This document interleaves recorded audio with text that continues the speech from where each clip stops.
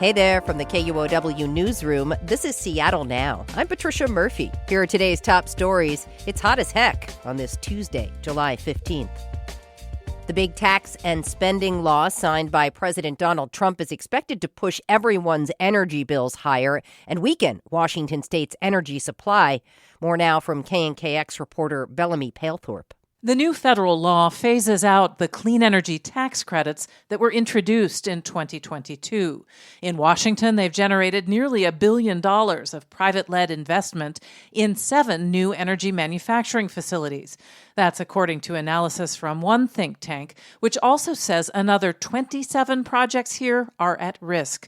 That could mean fewer jobs for the state. Also, James Hovey with the nonprofit Climate Solutions says Trump's new law could add as much as $115 a year per household to energy bills in Washington by 2029. One thing we know for sure is it absolutely will lead to energy cost increases. Meanwhile, with increasing demand and fewer green energy projects expected to come online, the supply is predicted to become less reliable, especially during heat waves and cold snaps. Still, Hovey says Washington is in a better position to meet its climate goals than most other states because of revenue from the Climate Commitment Act. I'm Bellamy Palethorpe reporting. Speaking of the climate, I don't have to tell you it's dang hot in the city tonight. There's a heat advisory in effect for the Puget Sound region and foothills of the Cascades until 10 p.m. By midday, temperatures hit 90 in Seattle. Around the Sound, temperatures were expected to hit 84 in Bellingham, 90 in Everett, 93 in Olympia and Bellevue, and 96 in Issaquah. This intense heat is dangerous, so remember, stay hydrated. That goes for you and your pets, so be sure to drink lots of water and don't leave your pets in the car. Temperatures will still be in the mid-80s tomorrow. If you're having a hard time with the heat, call 211 to find a cooling center near you. The scorching temperatures are also raising the risk of wildfire. Much of the Cascades are under a red flag warning.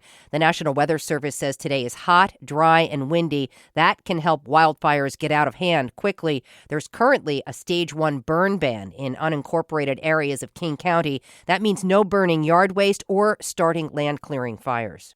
And if you're looking to beat the heat at the beach, be sure to check if it's safe to get into the water. Officials have found high bacteria levels at Juanita Beach and Green Lake. They also found high levels of toxic algae at Lake Marcel. Officials are urging people and pets to avoid the water at those locations.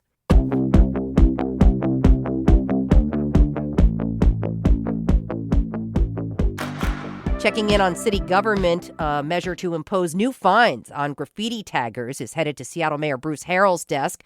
The Seattle City Council approved fines of up to $1,500 per tag on violators. They could also face criminal charges and liability for the cost of cleanup.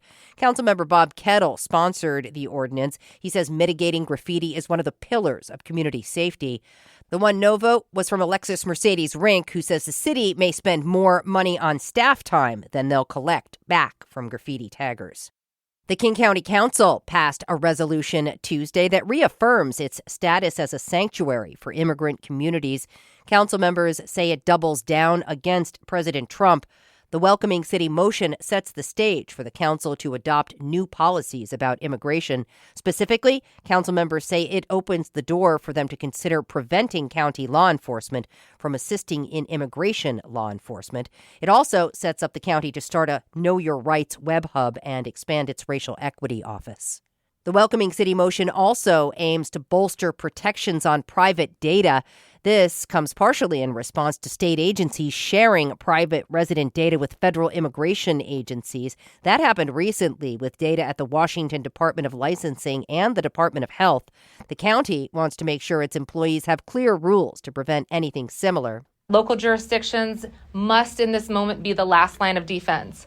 That is exactly what we're doing right now in this moment of increasing authoritarianism. That's Councilmember Teresa Mosqueda, one of the resolution's sponsors. Local jurisdictions, the agencies, the divisions, the departments, they're made up of individuals. It is important in this moment that individual workers have clear policy and directive to fall back on.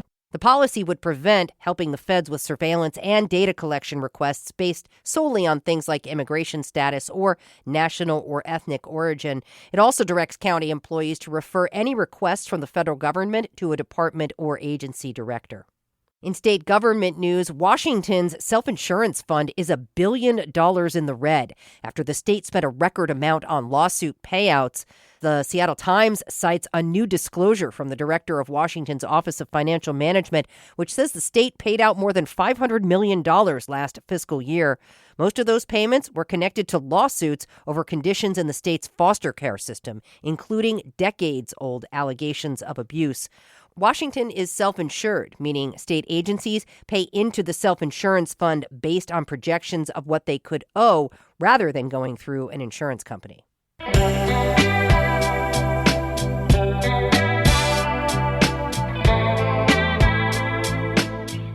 We're closing out the show today by talking about a beloved neighborhood bar in distress. The Little Red Hen is a honky-tonk landmark in Green Lake. For decades, the venue has hosted live music and dancing. Now, as Amy Radel reports, patrons are alarmed over its potential closure. At the Little Red Hen on Tuesday nights, the Bluegrass Jam attracts so many players they spill onto the sidewalk right out front.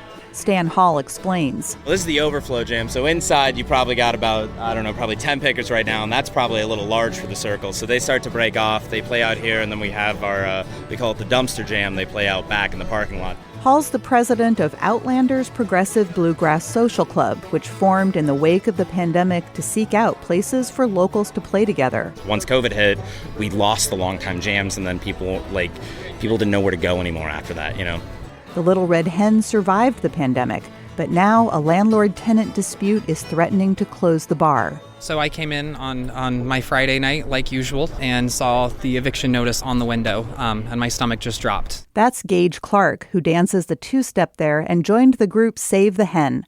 It's seeking historic landmark status for the bar, which first opened in 1933.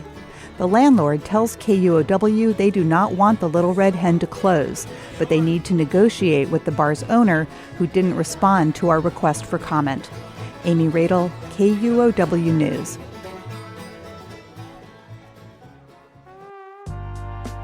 Next time on Seattle Now, we'll head to Tibbetts Beach on Lake Sammamish with a King County scientist testing water quality.